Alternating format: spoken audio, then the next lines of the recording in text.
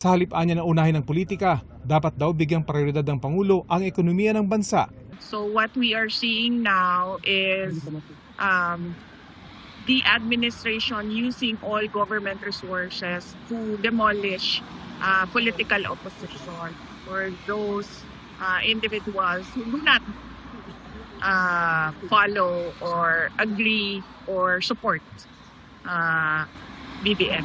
Nagbabala ang bise sa posibleng charter change para mapalawig ang termino ni Pangulong Bongbong Marcos. Ang sunod niyan ay charter change. Sa bago niyang interview, sinabi na niya doon na kailangan pag-usapan ng charter change. Hindi na yan bababa sa pwesto si BBM. At ang sunod niyan ay yung impeachment.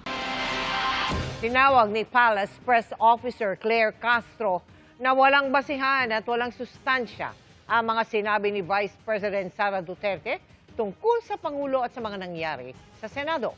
Ani Castro, mas nakakahiya sa ngayon ang magkomento pa sa mga ito.